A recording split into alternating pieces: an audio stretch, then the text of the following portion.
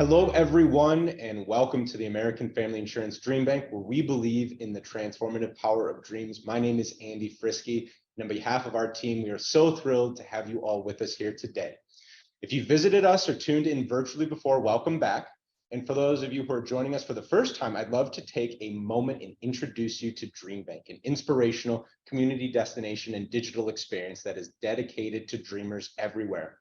At American Family Insurance, we believe that communities are stronger and the future is brighter when people are actively pursuing their dreams. From our daily event series to immersive signature programs, DreamBank has something for everyone. Our offerings are designed to help you celebrate the dream journey, overcome obstacles, and to stay motivated. Our mission also includes our commitment to bringing forward critical conversations about diversity, equity, and inclusion. And we're honored to amplify speakers who represent the vibrant and varied dimensions of our ever-growing community of dreamers.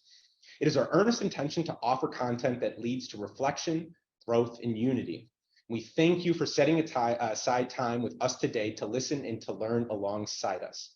Now, let's get started by introducing you to our moderator for today's event, Ellie Hafez. Ellie has strived to be a leader and change maker for as long as she can remember. Before thriving in her career as an experienced attorney, Ellie once aspired to be president, a princess, and a rock star. Who else can relate? While she is not yet president, Ellie is active in her role at American Family as a contracts and data privacy attorney in the corporate legal department. She's also the co-leader of the Sisterhood Mentorship Program, which partners with our Enterprise Adopt-a-School initiative. And Ellie is honored to now call Madison's ancestral Ho-Chunk land her home. But she also identifies home as her place in a long line of Egyptian storytellers and phenomenal German bakers. In her spare time, Ellie is a passionate advocate, cook, political junkie, wife, and humbled friend to many spectacularly bold dreamers. And without further ado, I will let Ellie take it away. Thank you so much for that warm introduction, Andy. Today, we are honored to have this opportunity to welcome Professor Melissa HarrisPerry to the virtual DreamBank stage. Melissa is the Maya Angelou Presidential Chair at Wake Forest University. She serves as host and managing editor of The Takeaway, a daily national public radio program and podcast distributed by WNYC and PRX channels. She's also the author of 2 award-winning books, Barbershops, Bibles, and BET, Everyday Talk and Black Political Thought, as well as Sister Citizen, Shame, Stereotypes, and Black Women in America. From 2012 to 2016, Melissa hosted the television show Melissa HarrisPerry on weekend mornings on MSNBC, and she was awarded the Hillman Prize for Broadcast Journalism. She served as editor-at-large for Elle.com as well as for Zora, and continues to serve as contributing editor for The Nation. We are honored to connect with Melissa as we commemorate Juneteenth today, and together, she and I will discuss the rich history and enduring significance of the holiday, including its historical context, how we can celebrate and recognize its representations of resilience, reflection, and true joy, both now and for many years to come. So with that, please welcome a personal idol of mine, Miss Melissa HarrisPerry. Melissa!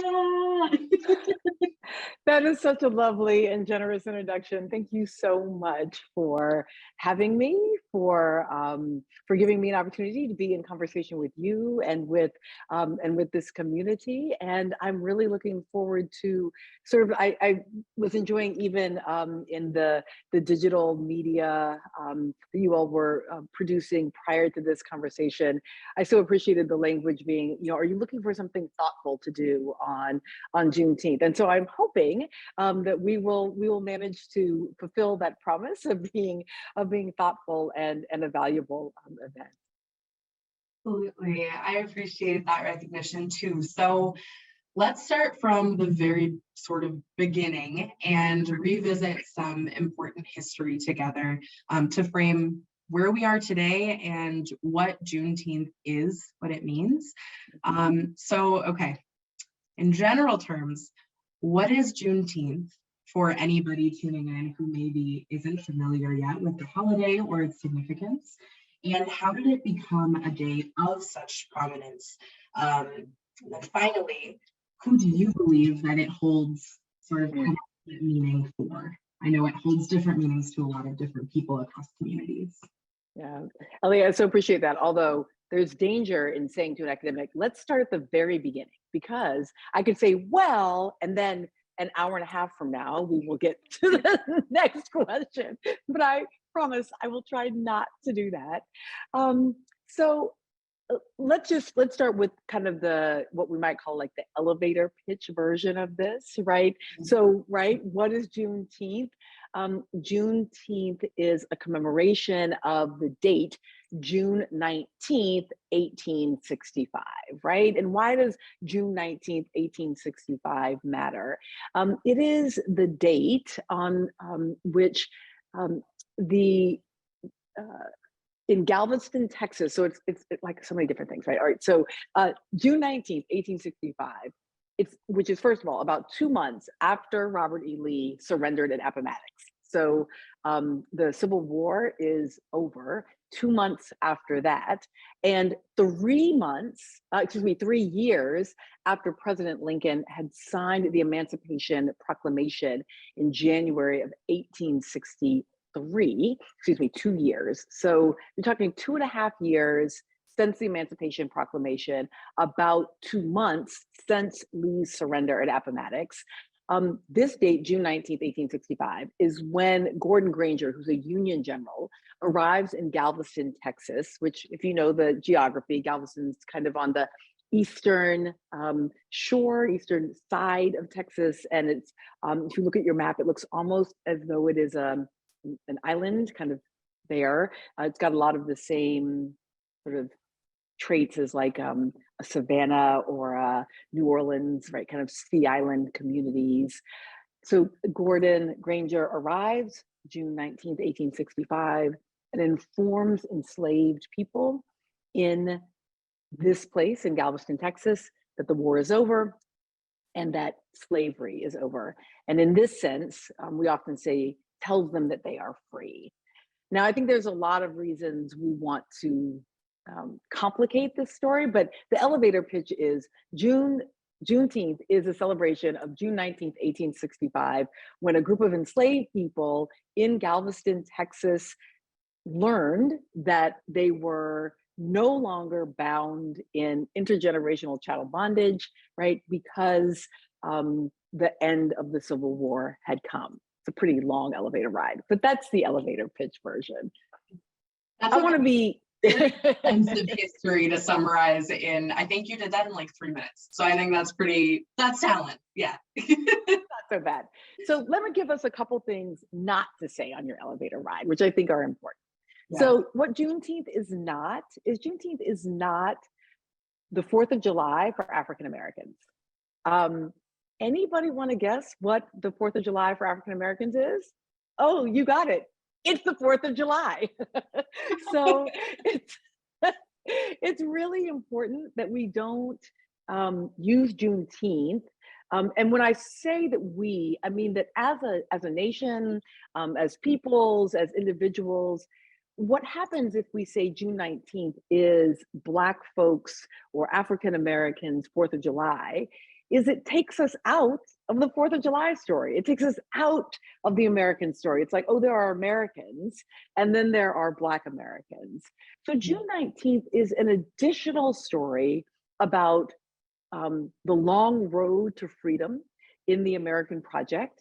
But it is not a substitute. It is like, we also have 4th of July. We're gonna have a cookout. We're gonna do all the things. And yes, there's complications about what the 4th of July means, given that in 1776, not all Black folks living, in fact, the overwhelming majority of Black folks living in the 13 colonies were not free by the laws of those 13 colonies.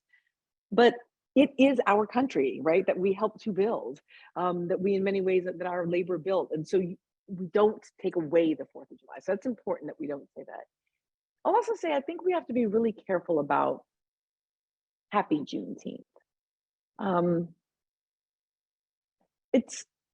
Juneteenth commemorates, it marks, it notes, but it is a day, in many ways, a day of lamentation, a day of mourning as much as it is a day of celebration.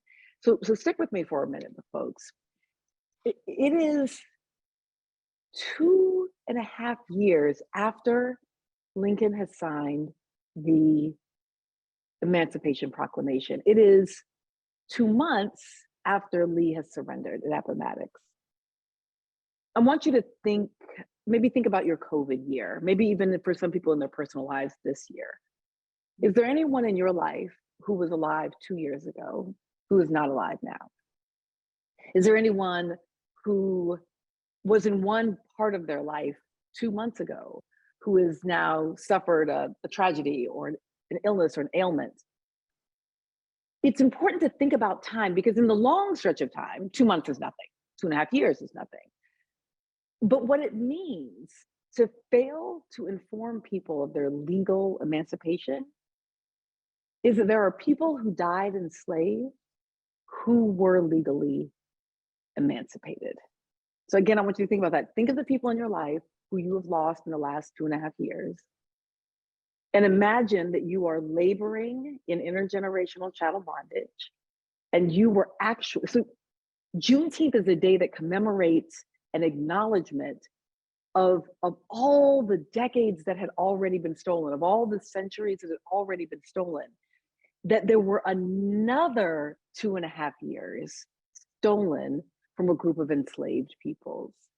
And so we commemorate it, we remember it, because it matters whenever one discovers one's legal freedom, but we also mourn it because we mourn everyone who died in slavery who was in fact legally emancipated. And we mourn everyone who, every moment that is lost, every meal in freedom and what food tasted like in freedom, every choice that could have been made. And so we should be careful about Happy Juneteenth. We should say, it's June, maybe even Juneteenth is a question, right? So it's Juneteenth.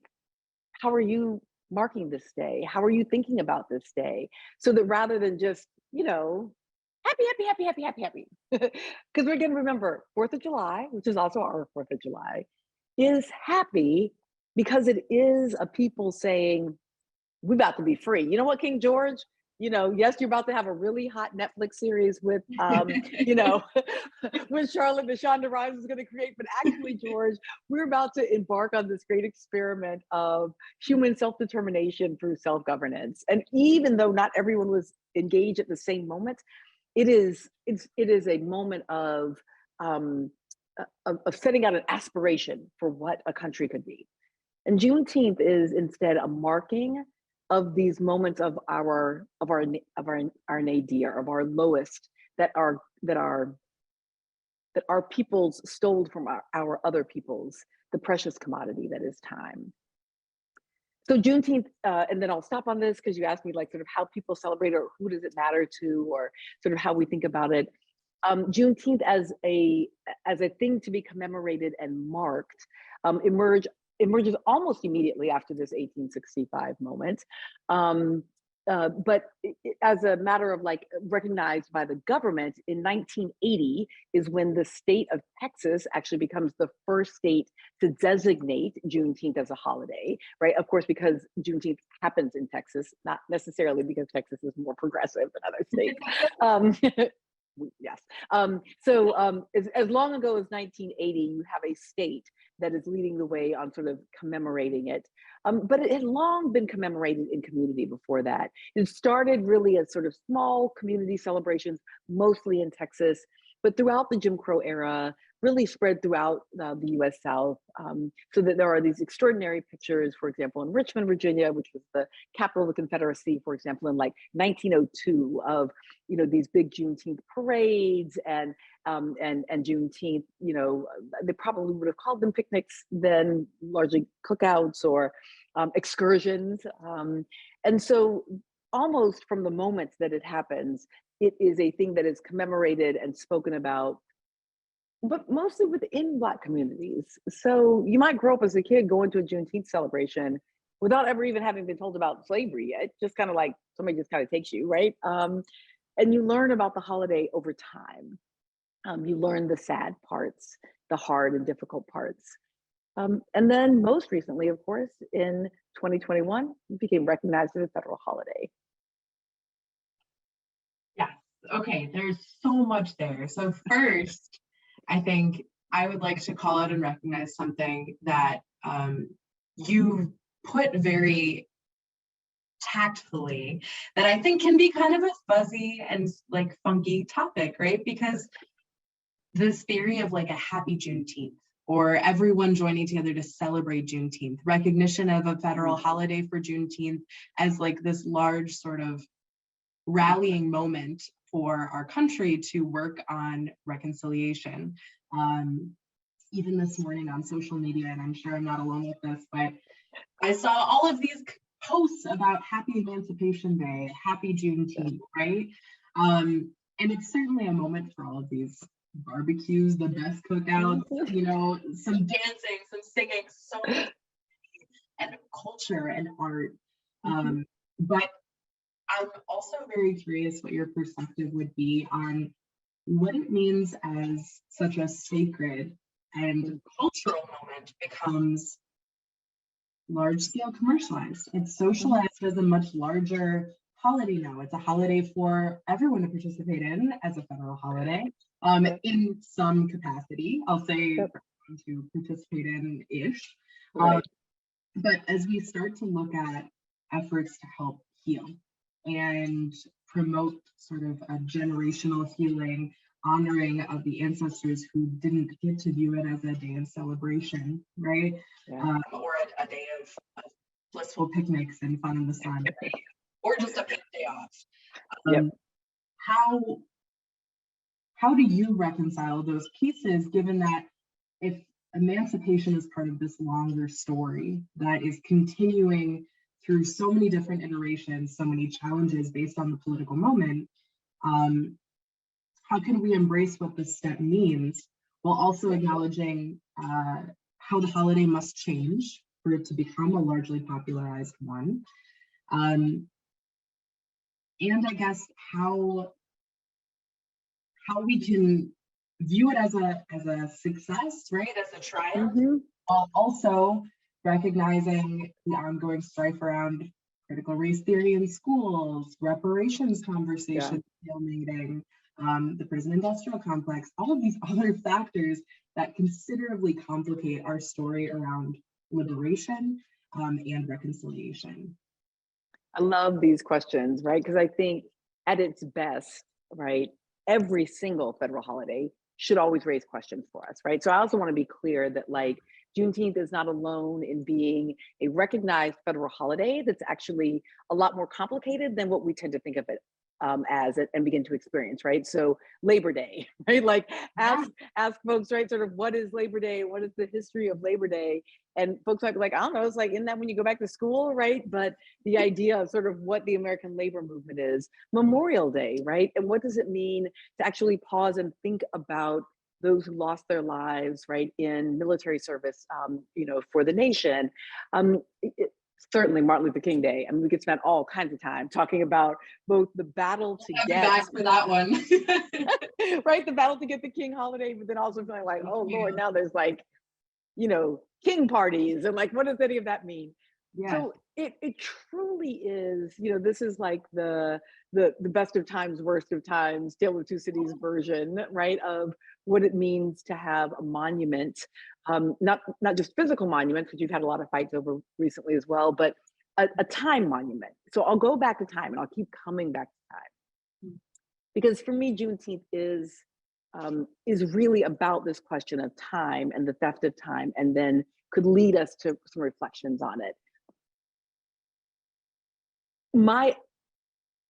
For me, the subversive beauty of Juneteenth, prior to it being a recognized holiday, was that Black people often took the day off. Even Black folks in very working class circumstances for whom a day off is not a small thing at all. But often Black folks, not every single, there's nothing we all do, right? But often Black folks, especially those who were raised in communities where there were important Juneteenth celebrations, often stole that time back. And it's not exactly stealing, right? If you have to take PTO, right, you're marking it off. But there was what made it subversive is that we was together, like having a celebration about this thing, mourning, thinking, talking, reflecting, teaching, being with our culture, expanding our culture, teaching our culture to next generations, and not really telling the white folks for whom we worked. And I say that not because all bosses are white folks and not because all workers are Black folks, but for so much of American history, it has been that Black folks have been workers, and the people who were their managers or the owners of the businesses in which they worked or the households in which they worked were white folks. And so that dyad of a theft of time represented by Juneteenth, and then this little tiny stealing back one day made it like a delicious kind of holiday where you were engaging in something, as a monolingual English only speaker on the planet. When I speak, when I want to express myself, the language that I have is a language which will be understood by often the people who maybe I would like to hide my language from a little bit. One of the beautiful subversive capacities of being multilingual is the ability to not just code switch, but linguistically shift, right? To move into a language where there's a vocabulary, where there are speakers and hearers who might be distinct and separate from the speakers and hearers who speak a dominant language, right? So I speak only the master's language. I speak only US English. So I like to think of Juneteenth as this opportunity to have spoken a language, right? That had a different group of speakers and hearers and listeners, right? So if you think about what enslaved people sang in our music that told how to get to freedom, or my grandmother was a seamstress and a domestic worker, and so she was a genius. She could sew a wedding dress without a pattern, but she could also quilt. I know, right? Seriously, she was a genius. But like, what does it mean to, in a quilt, right, to sew the directions to the Underground Railroad? Because you know that even if the enslaver picks that quilt up, they just see a beautiful pattern, right? They don't know that you have shown the way, right, to the Underground Railroad safe house in your quilt. They don't know that the lyrics you're singing in Oh Freedom.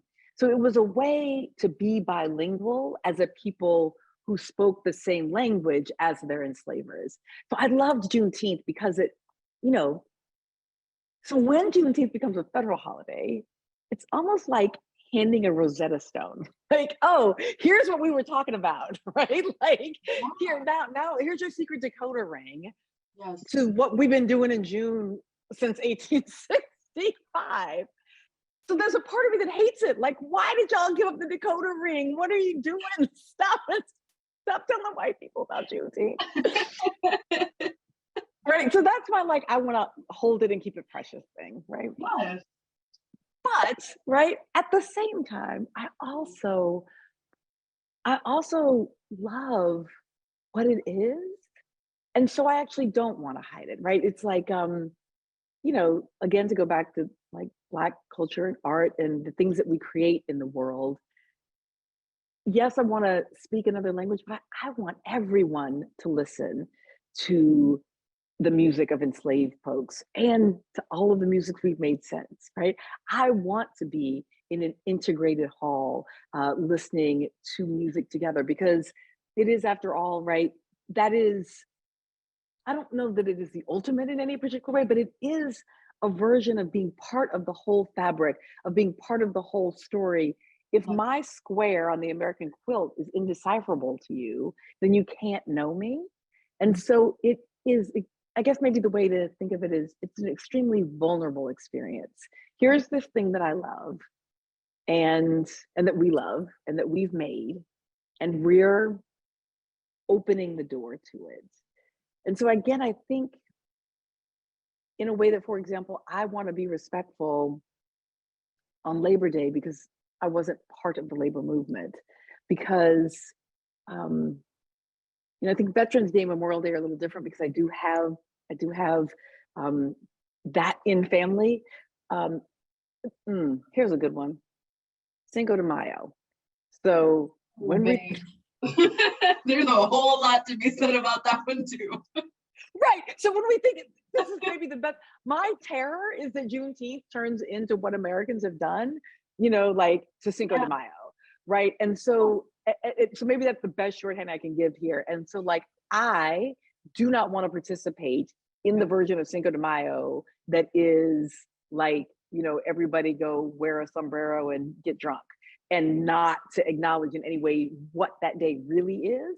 And so that's what I don't want Juneteenth to become, that like, please fly the actual emancipation flag, right? There, don't just like go draw some red, black, and green. Like the Juneteenth flag is red, white, and blue, by the way, right? Like, yeah.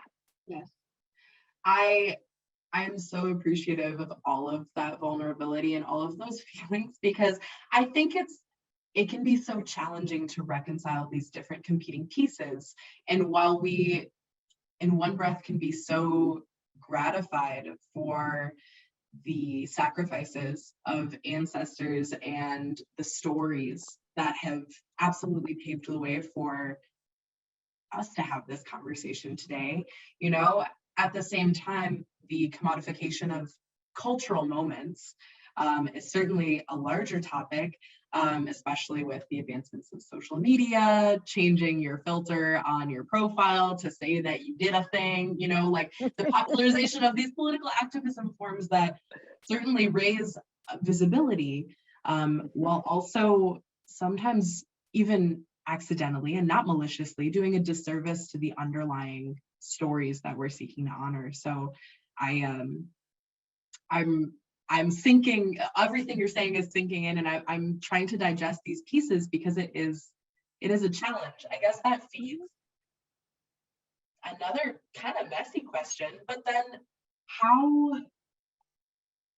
and there's no monolith or one good answer for this, right? But how do you raise your children to view this holiday, right? So that they can appreciate it for the stories, the history, the culture, the good and the much more challenging, the horrible.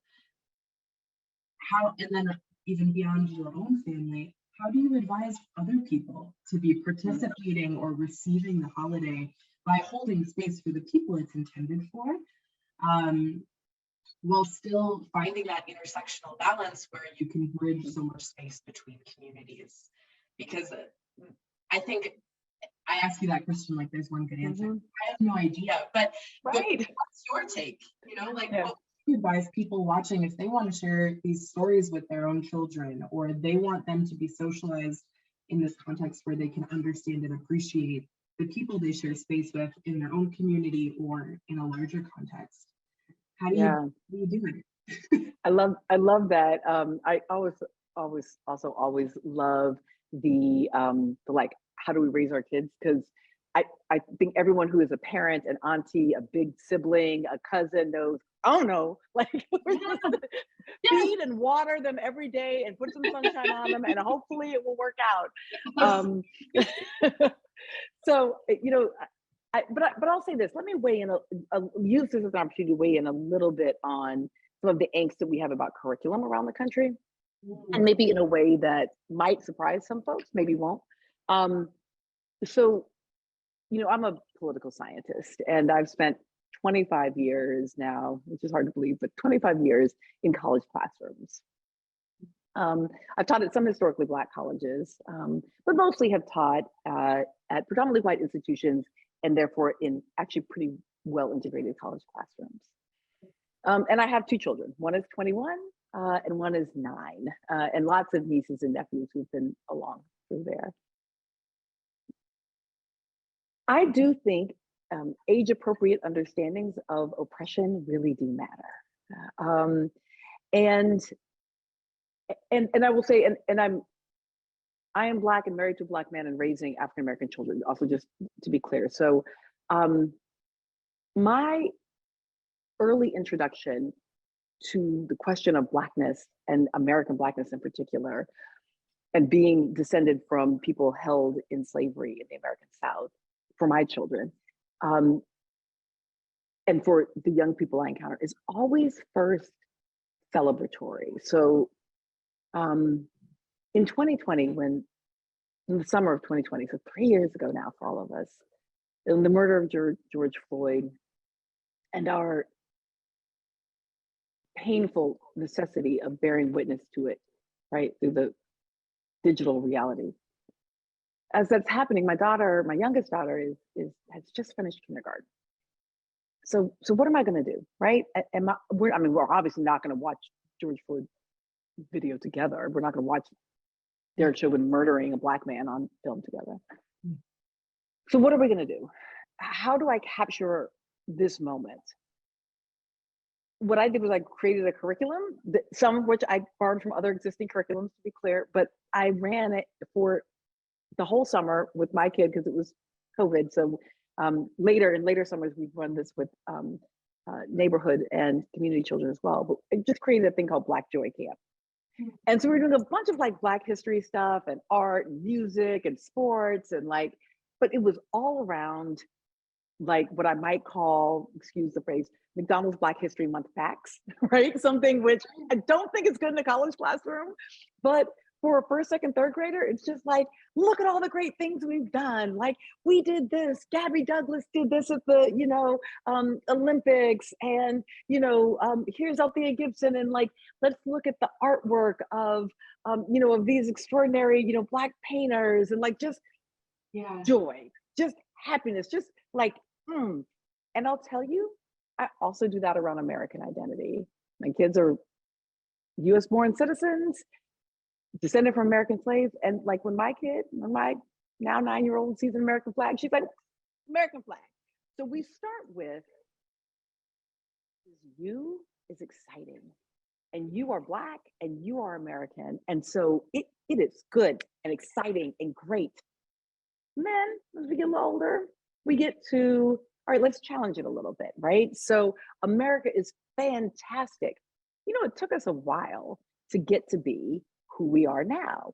Just like you didn't start out being able to read, but you wanted to read. We wanted to be a democracy, but we didn't start out a democracy. Here's how we started, right? And so we build critique and criticism. So for me, Juneteenth, just so I don't just spend my whole time talking about parenting. For me, Juneteenth is similar. Right, you begin with the celebration, right? So initially, for young people, right, as you're engaging, you can have a sense of like some of the heaviness, but the goal isn't like, let's talk about 400 years of intergenerational chattel bondage, slavery, oppression, and your inequality in the American system. Because I promise you, if you begin there, it is disempowering. Right. If your understanding of where you fit in any system is on the bottom and always on the bottom, so I want to be clear because I know I'm a little Southern, so I can start sounding like victim mentality. It's not that. It's that I want to begin with affirming everything that you are and all of who you are and all your flags and all your selfhood. And then I want to talk to you about how you're different. So maybe it's also helpful to know this now 9-year-old I'm talking about is also neurodivergent. She's on autism spectrum. And so in a similar way, right, this is how we don't talk about autism as like, you have this thing and we're just like, hey, this is who you are. This is how you think about things. And we ask a lot of questions. How do you think about that, right? Because I'm not where she is, right? So I want to know, what does the world look like to you? I would encourage all of us to think of ourselves as children in this process. So we begin with celebration. We begin with simply a celebration of the survival of enslaved people. Everybody who did make it to 1865, to June 19th, we just celebrate that they did, right? So we get to the mourning about those who did not, but we begin with like, damn, like, girl, you did that, brother, you did that, community, you did that. Like, y'all found a way to survive this thing. And so we celebrate you. We're excited to be people who have come from you. And we are grateful for the gifts that you left to us and the things that you built for us. And we acknowledge the labor that you did unpaid. And we are enthusiastic. We begin there, right? As young people, as students, right? No matter how old we are, we begin there as students. Then the next level we bring to it is to say, getting there, we celebrate that you got there, but we mourn how challenging it was for you to get there. We mourn that you did not have these decades, these years, these weeks, these months in freedom when you should have been in freedom. And you'll hear I keep saying legally free because I believe everyone is free. No one is a slave. Some people are enslaved, but Declaration of Independence tells us every person is born, right, has an inalienable right to life, liberty, and the pursuit of happiness. And if that is true, then simply because the government isn't recognizing our rights doesn't mean that we don't have it. So we are free people who are enslaved, right? So what emancipation is the government recognizing your free, right, your liberty, your basic humanity. Yes. So we start with celebration, then we go to critique, then we go to questions, then we get curious, not in a like, can I touch your hair kind of curious. We get curious. We get curious in our engagement with one another. We ask the question, what does Cinco de Mayo mean to you? What does Emancipation Day mean to you? How do you celebrate it? Doesn't mean call all your Black friends on June 19th. It means engage first with questions. So that might mean someone you're engaging directly with. It might mean reading a book, right? It might mean logging on to this kind of event, right? But if you start with celebration, right? Being excited that people survived, go to a critique. Why did people have to survive that? And then try to land on some level of productive curiosity, which either could be like just direct engagement, but often will be reading the book. Heck, just ask ChatGPT to tell you about it, right? Like find some way to ask a question about it. Because I'm still learning. I learn every day. There's so much more in the archives. There are historians writing beautiful books. So those would be my steps to encourage how we think about it with our young people and how we think about ourselves engaging it as a kind of, think of yourself as a student of Juneteenth rather than already having all the answers. I absolutely love this model that you've sort of presented for us as a high-level path towards educating ourselves, towards educating our children, our communities around the significance of the holiday, but also in better understanding different facets of identity altogether. I think that is such a transferable model that we can use to better understand each other altogether. And it's beautiful to center empowerment and grace and groundedness and that sort of generational perspective. Yeah, I don't have kids yet. I hope to have kids one day, and I am such a huge fan of yours anyway, but also just of this idea, because I think if you're targeting the inner child and understanding and centering questions, but also recognizing the space where you're not tolling emotional labor on your friends of color, on your Black friends, on your brown friends, to be the citizen of like monolithic explanation for every question that had. There is such a balance there, and it comes down to listening, but also really empathetically and reflexively contemplating the people that you share space with to better understand each other. I think that that's pretty phenomenal. Okay. And listen, let me also just say part of that is that word friend. If someone is your actual friend and has wait, they call you a friend too? right, like exactly. But I mean, look, I just want to be really clear. Like I'm a cisgendered heterosexual woman, right? And you know, did I have trans friends who over the course of the past decade have occasionally DM'd me like, ooh, you got that wrong. Let me help, right? Here are 3 books for you to read and a new podcast for you to listen to, right? Yes. So I will say, you know, when I think about wanting to just do better and be more fully human in the world, people who are my actual friends, I appreciate the ways that they have at times done labor for me, have at times pulled me up short, have at times directed me. Yes. And so I also don't want to give away that in true friendship, which it means it's an iterated relationship where there's give and take, where, you know, you're in dialogue, right? Not just like the person of color who sits next to you at the office, but your actual relational friend. Yeah.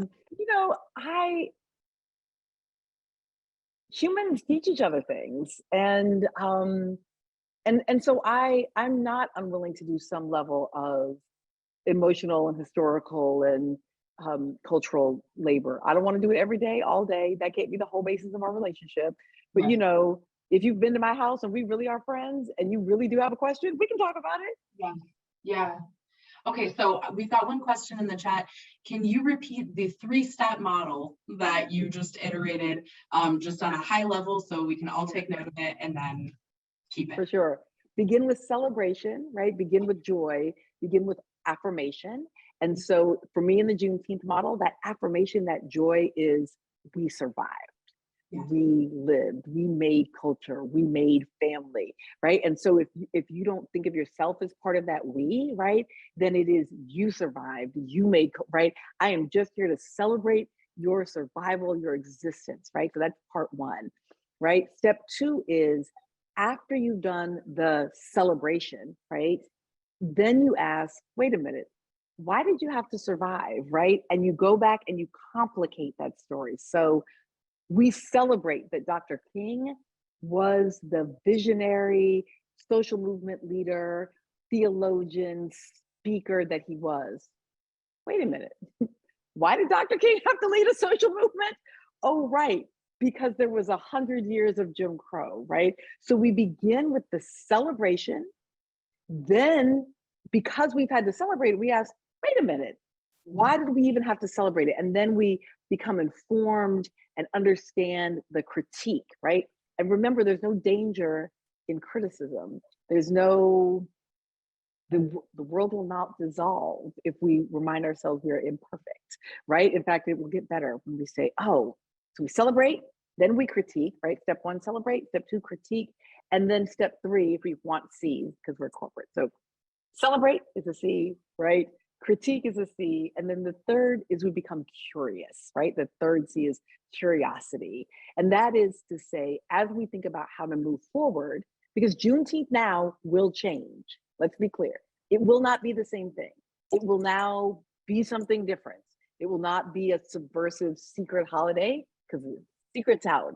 So to figure out how to go forward, we go forward with curiosity. And again, not curiosity that's like, can I touch your hair? What does that word mean? It's curiosity that is a genuine belief that other humans are interesting, that they bring something to our world, and that we are so honored to know more about them. And so in that curiosity, we might read, we might engage in this kind of learning platform, we might talk to and engage with our friends or our family, but we might go to a community celebration. But that's the third piece, is that curiosity. Yeah. Okay, so drawing now on something you just referenced about the corporate side of things, we'll also sort of call in one of the questions that popped up in our Q&A section, asking about the corporate commercialization of Juneteenth. So even the host of this event, AmFam, is posting its logo on the Juneteenth flag background of the facilitator. Yeah. What are the ways that you may advise, what are maybe a couple of strategies for corporate organizations that are committed to going beyond the performative? So not just because it's a federal holiday and we have to have a background for it, but because we want to advance stories and perspectives and learning platforms like this. What are some strategies you might suggest are effective from your perspective as an educator in socializing this conversation and using that microphone for good? So again, let's go back to the notion of Juneteenth being about time, right? The theft of time, right? The theft of the theft of 2.5 years, and since the signing of the Emancipation Proclamation, and the theft of 2 months, even since since Lee surrenders at Appomattox, right? And then, of course, reflect back, right? The theft of genuinely hundreds of years, right, of enslavement. So, if you want to celebrate, mark, commemorate Juneteenth, then you want to be thinking about time, right? What does it mean to, maybe to quote Congresswoman Maxine Waters, reclaiming my time, reclaiming my time, reclaiming my time. Okay, so if you're a corporate entity, right, or a higher ed entity, or a media entity, right, whatever, ask if there are ways that you can do targeted time reclamation. So let me give you an example. If all of the professional staff at your organization have the day off and the custodial staff does not, you are failing at Juneteenth. All right, I'm gonna say that one more time. So it's easy, right? It's easy to make Juneteenth be just about race, right? So this is the one for the Black people, right? But first of all, race is much more complicated than that, right? Because among the Black people are some who are descended from enslaved Africans here in the US, and a whole bunch of Black folks who came from the continent in their last generation, right? Who came free, who were never enslaved, although they may have experienced, right, European colonialism. There's folks from the islands, right? Like we are a many, factored people. So it can't be about race. Race isn't quite what makes sense here. It could be like, show me your formerly enslaved ancestors card, but that would be weird because not all of us have those. But think of it as theft of labor. So again, if it's Juneteenth, if it's June 19th, and your professional staff has the day off, regardless of race, right? If your vice president has the day off, your consultants, your directors, your program directors, if they all have the day off, your custodial staff does not, no matter what the race of your custodial staff, then you are failing at Juneteenth. Because if you really want to ask yourself, who takes the longest time to get to work? Who had to go to work during the pandemic while the rest of us were virtual? Who had time, even most recently, stolen? And how can we, as a commemoration of Juneteenth, target our time reclamation? Who most needs time that we can target it towards? Because look, June 19th, we all about to have 4th of July off too, right? And by all, I mean all the professional staff. We're all gonna have that day. So who needs time reclamation? Who in doing it, you could actually do what we might think of as reparative. Reparations makes people think of a particular thing, but think of it as reparative, right?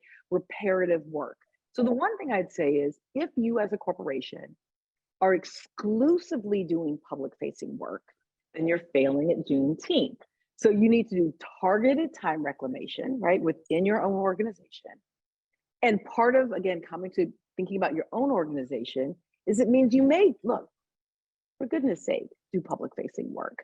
Like in a time when people who don't think we should even know what Juneteenth is are doing public facing work, then I am all for the big look. Yes, it's kind of funny that Walmart is doing Juneteenth. Yes, that's kind of funny. That Target is doing Juneteenth. Sure, I get it. I get why all of that is problematic. But I guess I also am 1970s enough. I'm also like just old enough to be like, oh yeah. I want to be very careful about how I parse this. It is necessary but insufficient to do public facing work. So everybody remembers, let's go to chemistry class. Right? Everybody remembers the chemical compound for water, right? H2O, right? And you'll remember that all the way back, high school, right? Whatever. H2O is 2 hydrogens, right? And 1 oxygen, which means, right? Hydrogen is a necessary but insufficient condition for water. If you have 2 hydrogens, you need that if you're going to get water, but you're also going to need to kick in a little oxygen, right? Okay, so think of Juneteenth that way. I do not mind public facing, branded, maybe we call it commercialized work. And the reason I don't mind it is because those who would silence Juneteenth, those who would strip historical learning around race out of schools, those who are who are uninterested in us having complicated conversations across difference are doing lots of public facing work. And so if we give the public space, even just the silly branded public space, if we give it all to those who would take this away, then we're giving up the fight. So think of public facing branded work with your corporate logo as being the hydrogen. It is a necessary condition. But in order to get water, and water in this case is going to be fairness, equity, real change, Yes. you're also going to need oxygen, right? You'll need necessary and sufficient conditions. And what brings the oxygen into the equation is a lot of work nobody knows about that isn't going to sell anything. So if you give your custodial staff the day off, don't tell anybody that you did it, except for your custodial staff. Like, don't tweet, we gave the custodial staff the day off. Like, no, now you're back to hydrogen. Now you still got to go get some oxygen, right? So you got to make some structural changes that are inward facing that maybe no one will know about, not your clients at any level, but which is actual structural change. And you got to do a little public facing branding, because people should be able to look out into the world and say, well, if I have some dollars to spend, I want to spend them with someone who stands by Juneteenth. I know I want to spend my dollars with somebody who stands by June being Pride Month. If I come into your business in June and I don't see a Pride flag, I'm probably going to leave. It doesn't mean I think that your organization is bringing liberation to queer folk. I'm not confused, but it does mean in a tough time, you at least took a stand and you put out the flag. So I want to know how to spend my dollars and my time. Targeted time reclamation, nobody can see, and public facing work. I think that's very important. I've written both of those things down because I want to carry both of those lessons, certainly through today, June 19th, but also looking ahead, being reminded that it's important to do that good work just because it's good work, but not because anybody is looking over your shoulder to recognize it. I think that's a very important reminder, certainly for corporate organizations, but also for individual accountability. I really appreciate that. I want to be mindful of time because I know we're getting dangerously close and it's making me very sad. So I'm going to call in two more questions that I see in the chat, and I think we can probably combine them because they touch on themes that we've already briefly discussed. But looking at June 19th commemoration, how would you advise that people who do not identify as Black or African American or a part of the larger sort of Black and African American diaspora, how would you advise that they commemorate or recognize June 19th? And then feeding that question, there was another question about some writing pieces that you or other media that you would recommend to emphasize these themes we've talked about around June 19th. And maybe that can be a piece of kind of a study guide for people who maybe directly are not impacted through their own lineage or their own cultural identity, but want to embrace the celebration of survival and the larger legacy. Lots of things on this. So, so again, you cannot ask a professor for a syllabus because I will give you one. I'll circulate it with the class. So I'll fold into that. Someone asked specifically about the Black joy concept. I am sticking in the chat because I messed up how to answer the question on the Q&A.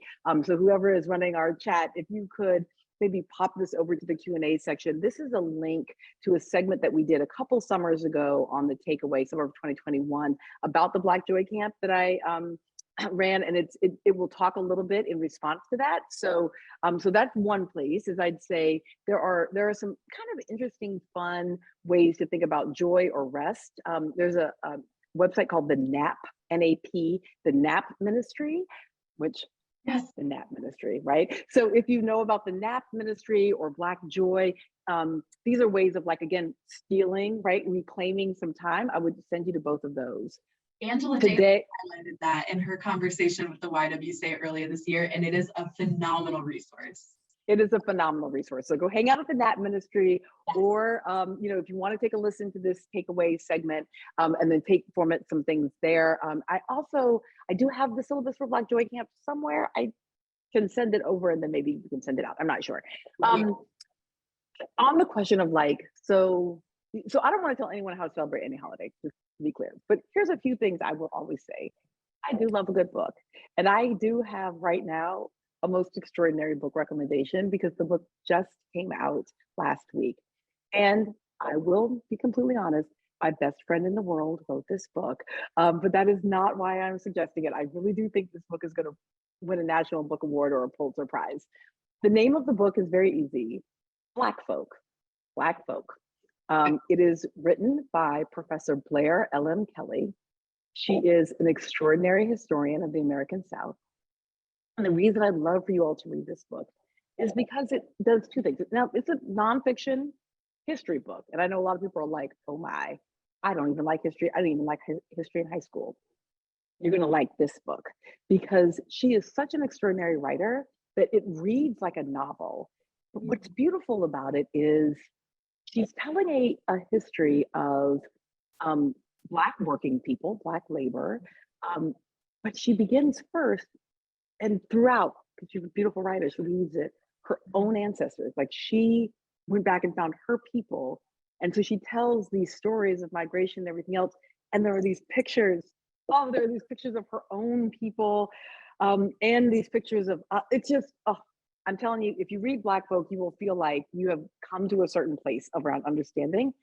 Okay. When you're done reading Black Folk, flip to the back, to the bibliography, and then read all 8,000 books that he has there in the bibliography. But I will encourage you, so Blair Kelly's Black Folk, that's going to be on my list right now. Okay. I'm also really going to encourage you to read Warmth of Other Suns. Maybe it's an old book, but it is not old by any standard. So go back and read The Warmth of Other Suns.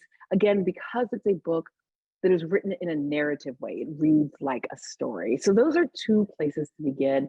And then the last thing I'll say is celebrate Juneteenth on 4th of July. So this is a funny thing to say, but when you get to the 4th of July, do all the things you normally do on the 4th of July, and download and read Frederick Douglass's Frederick Douglass's speech. What is the 4th of July to the American Negro? What is the 4th of July to the American Negro? So let me slow down. On the 4th of July, do all the things you do, and then read Frederick Douglass's 4th of July speech, right? What to the Negro, to the American Negro is the 4th of July. Because I think he also captures that, we are in, we are outside, right? So those are just a few suggestions. And the last thing I'd say is silence is free.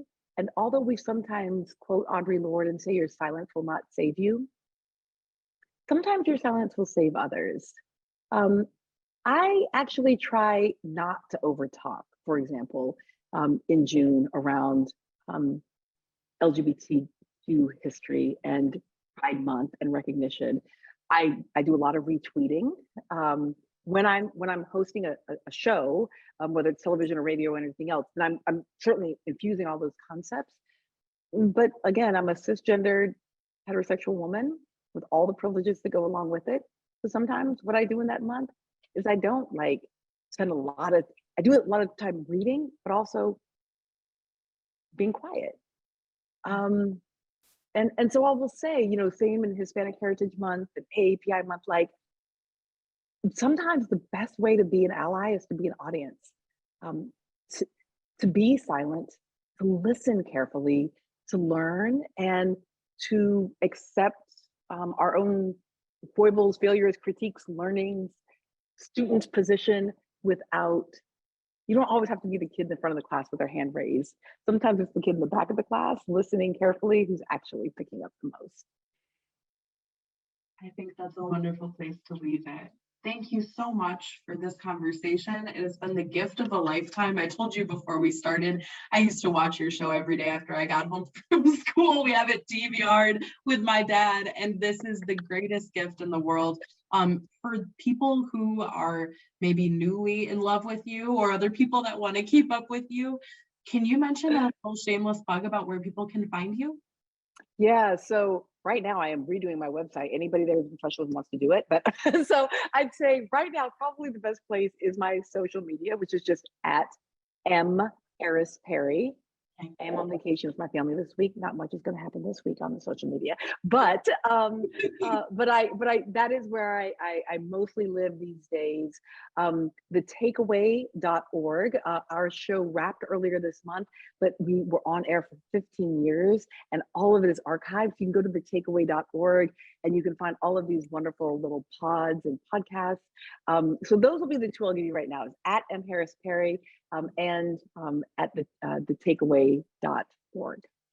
Thank you so much. I'm going to pivot the microphone back to Andy, but thank you again. This is such a spectacular gift and so many meaningful takeaways to carry with us through today, through this month, and for so many years to come. So thank you so much. What a joy that was. Melissa, thank you so much. Ellie, fantastic job. I'm definitely going to be looking into those book recommendations, and I love the 3 steps that was listed earlier as well. I think that's very, very helpful. So at DreamBank, we believe in the transformative power of dreams, and we believe in the pursuit of a dream as noble as its achievement. So before we conclude, if you all are still there, I would love to ask one question to each of you. 2-part question for Melissa first. So what is a dream that you're actively pursuing? And then what's a piece of advice you have to someone who is pursuing a dream right now? I love this.